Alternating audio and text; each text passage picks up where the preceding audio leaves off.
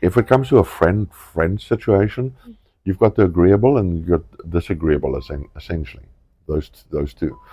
Although, again, you maximize your interactions to maximize utility for yourself. So I want a good life. I want a stable. Everything must just run smooth. So you tend to surround yourself with people that is more agreeable and more conscientious, that sees your viewpoint on the world. However, now we get to the other point. Now you've got a friend, an agreeable, conscientious friend. You talk about all sorts of things. You agree about all sorts of aspects of life and interactions and love and all those type of things. You'll find that you agree on a whole bunch of different points. However, the way you see the world will be different. That is always an interesting fact. You'll sit down with that person and you'll find that, go do that with a friend that you've got. Sit down with them and you'll first identify. You can speak with that person, you can interact with that person in a casual manner without stress or anything. I want to say they're over agreeable, But a friend is an agreeable person. They are a conscientious person. Otherwise, they won't be your friend.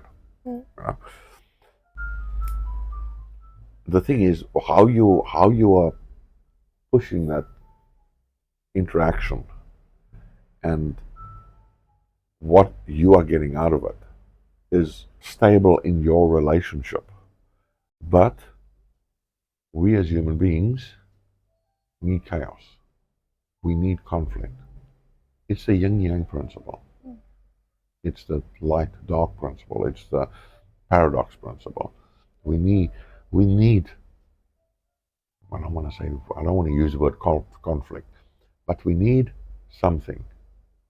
Things can't go good all the time. This is wrong. Can't happen. It's not a good thing to happen. So we need our life brings in those little aspects. But those aspects are important because those are the type of things that helps you in your personal life, your work life, with, again, problem solving. It helps you with your interactions. Your friends helps you up to certain points. That is if you've got a healthy relationship. Because some friends tends to influence people in a very, very wrong way. And that is also, we'll talk about that personality type as well, because you bring in people that's agreeable to you, but how do they see you? We tend to look at, okay, I've got a friend, but now I'm looking at, this is my friend, this is the personality type of my friend, essentially. How do they see me? Do you wonder about that? Have you asked them? Maybe they see something that you go, oh hell, I never actually thought the person saw me like that. Maybe there's a compliment in there. Maybe there's I don't want to say something negative in there, but maybe there's something that the person says this and that, and you think, well, I can actually improve on that. I never knew I did that, but I can improve on that. Yes. You know what I mean? Maximize utility. That's what our life is about. Yeah, I finally got back to the point that I wanted to talk about.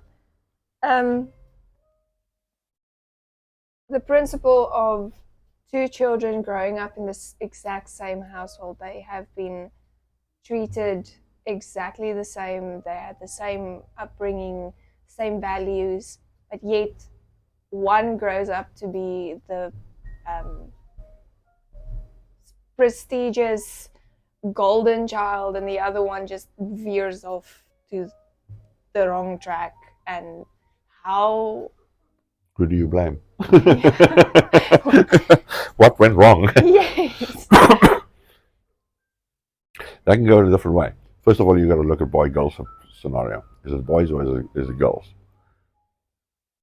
At a certain point, that matters. Once you get to in your mid-later teens and higher. Lower than that, it is more your environment, your interaction with that environment, but you're not actually picking up the influence from your peers. You are more picking up the influence from your family members and those very close to you.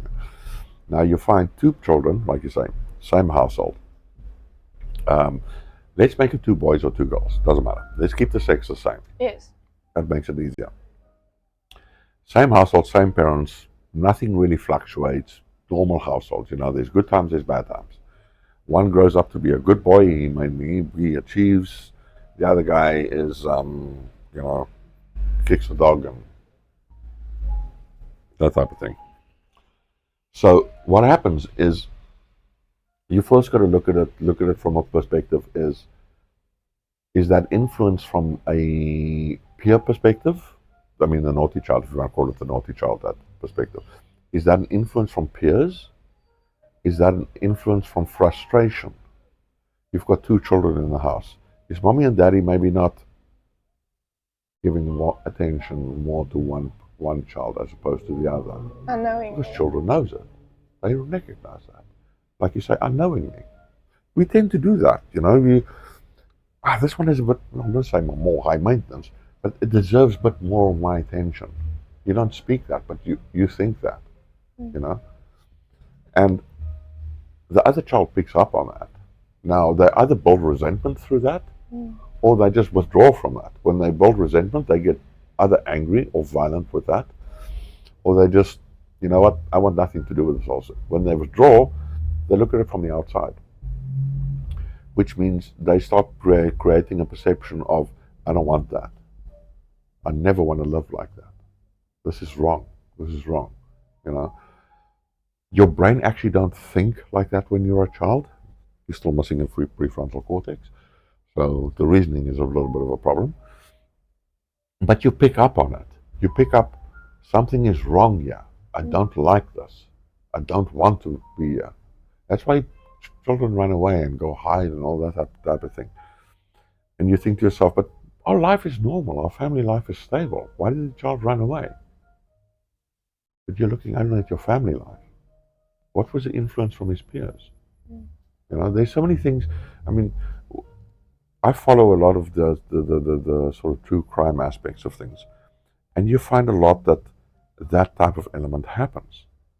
It is young people, especially when I'm talking about young people, more influenced by their peers committing crimes and doing the wrong things, as opposed to them being influenced by their family dynamic, or their brother or sister, for instance, or that other child that is there.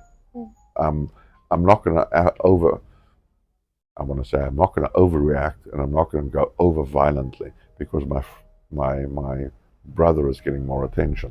But that also depends on what type of attention he's getting. Are we on a 60-40 split? Is he getting 70% of the attention? I'm getting only 30.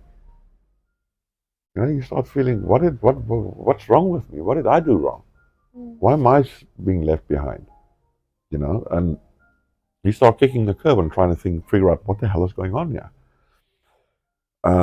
With the other child, now you don't only start resenting the parents, you start resenting your brother at the same time. Even though you got along famously when you were kids, you've got no problem with each other. There's still no problem there. The problem is influence through the external influence on your brother. Your perception of that influence now creates a dynamic that you have to interact with that creates an even bigger issue.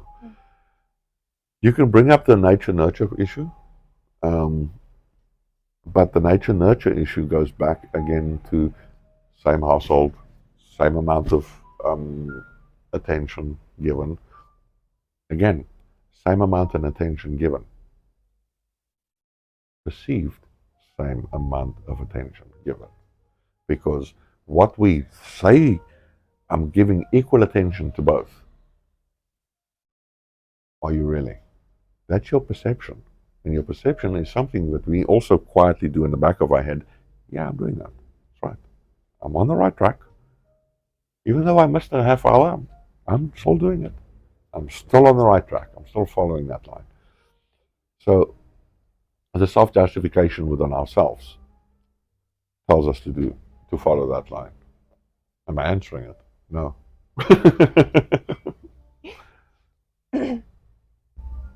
You are answering it. The other thing that came up now, from a personal point of view, how can somebody that went through like the really bad situations when they grew up, their whole life story is just tragic, turn out to be a good person and then go into the world and eventually make a big change for good? How does that Yeah. come into That is a really difficult one. I mean, I'm just popping up. I'm not going to mention her name, but she is a, well, she was a famous serial killer. Um, you look at some people's lives and you just go, you know what they did over their lives and what went wrong, and ended up in prison or ended up in a very bad situation. Especially like this lady I'm thinking now got executed.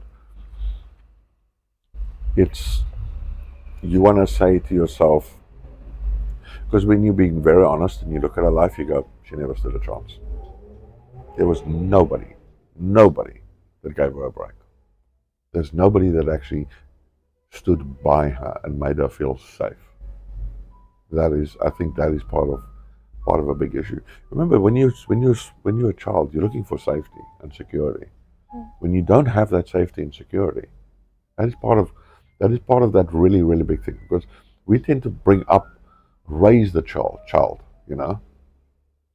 but safety and security is something you think of, but you don't. I don't want to say you need to place emphasis on it, but it needs to be an act, because we tend to go, "Hey, Johnny, be careful when you cross the road," you know, but you don't go further than that. You know, your when you say things, when you're also saying that some people turn out. Why do some people turn out bad? Because they never. I think a lot of people just never had a break. They were never given that opportunity to be themselves. They've never been in an environment where they can flourish, where there's actually support, where they actually feel that, hey, somebody actually cares. mm. You know, my life means something. Then you've got that progression in your life. Otherwise, you don't have progression. You're just sitting back. Nobody cares about me. What does my life mean? So you've got young teen suicides happening on that point. I'm not saying that's a primary reason for teen suicide, but that is one of the elements of it. Um, Children who also grew up in that environment that, let's say for instance, like you said, now they going more for they achieve more than their other peer group, for instance. Same household. There's another case that's popped into my mind. For instance, it's also a mother with I think she had 4 or 5 children. She murdered 2 of them. Yet the one girl who grew up in that highly abusive household, um, she was actually forced to help her mother with a lot of the things, a lot of the bad things. And once everything came out and mom got arrested, now she's in her life. Now she's in the real world again. But how do I reconcile with the way that I grew up? I'm in my, I think she was in her very, very early 20s. Your life is shaped, or is it? That's the thing people say. Whoop, I get to my 20s. Is my life shaped now? Let's look at her. Is it? To me, I feel it's not. You still have so many years ahead of you to make the conscious decision to change. You do. But now it also depends on what your next influence is. Mm. For her, for instance, she had a better influence. She got removed from the side. She married a really good guy, and promised to never go through that same thing with her children, or even remotely the same thing that happened to her children. I think a lot of those, a fair amount of those people try to go fights injustice, if you want to call it that.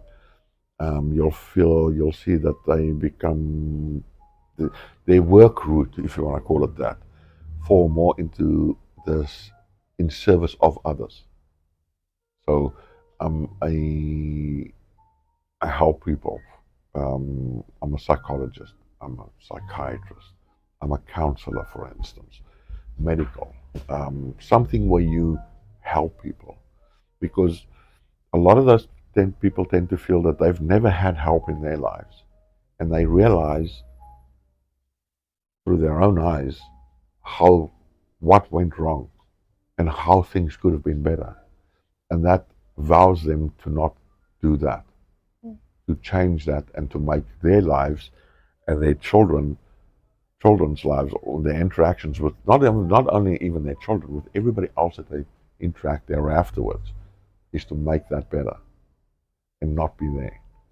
Um, I'm not going to bring up statistics, but there is those who go through and make a brilliant life out of them for themselves, but there is a subset that doesn't, that whose lives completely fall apart.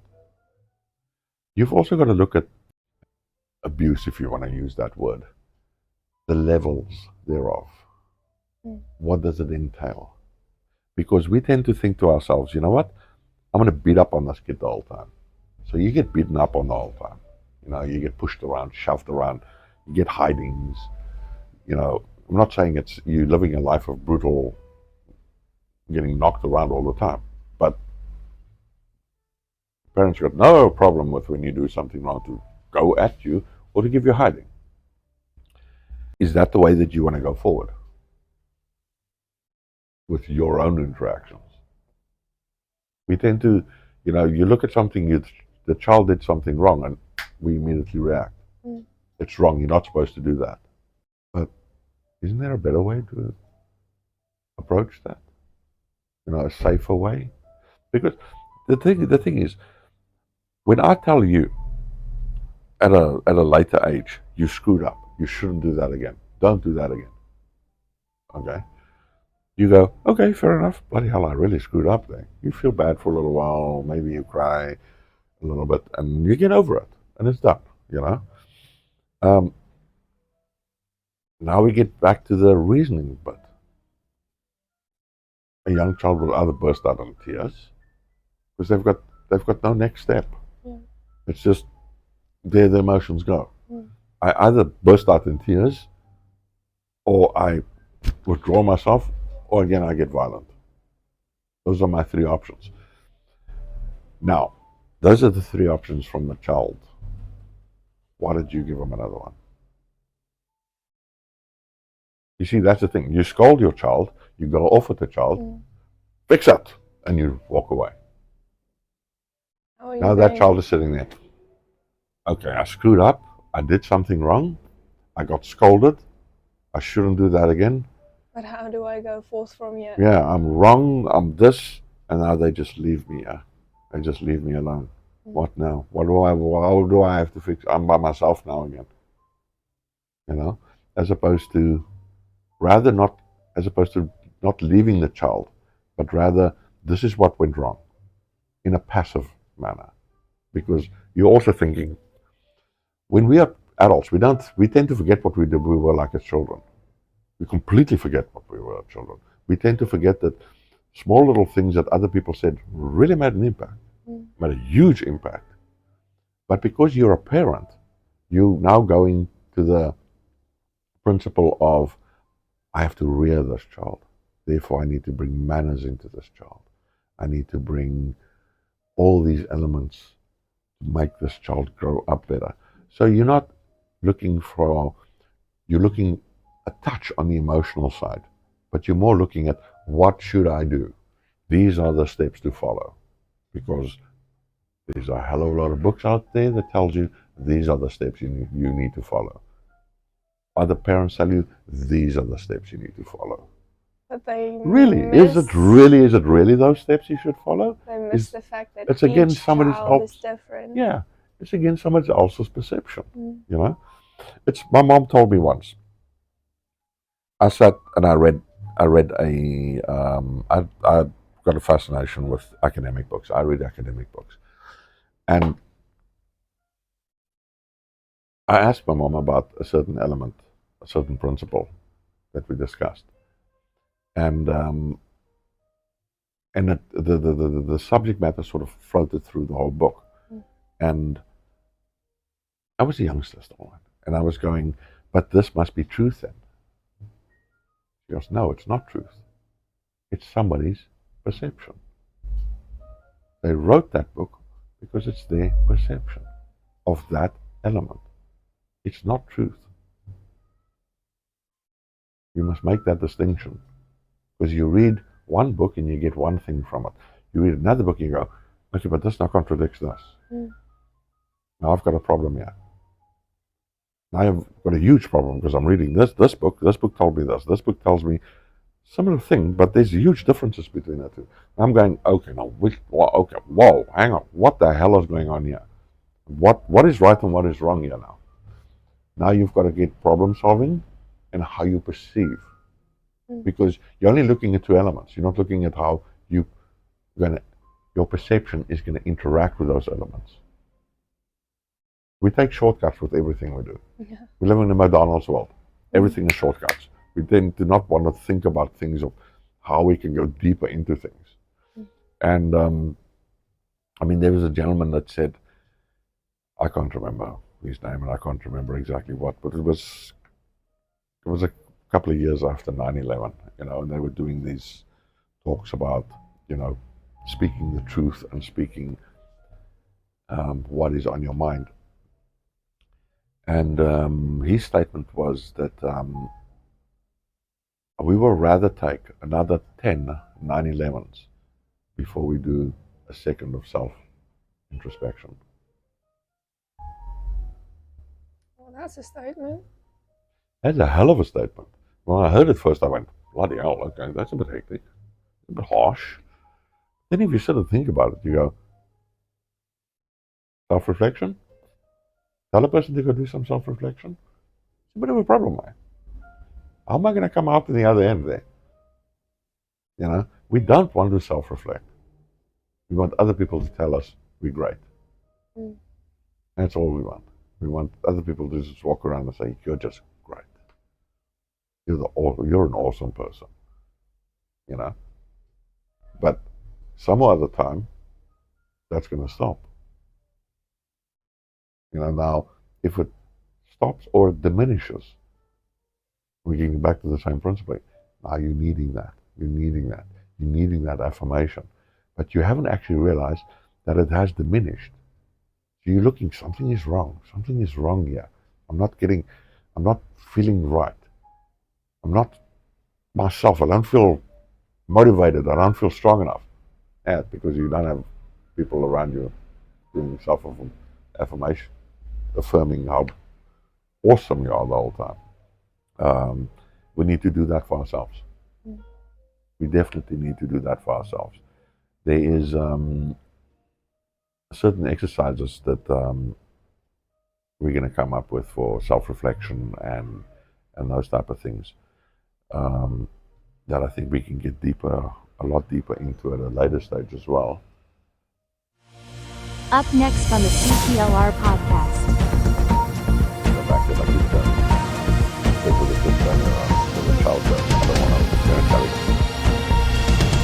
Join the discussion every Monday at 7 p.m. If you or someone you know is experiencing abuse, please don't stay silent.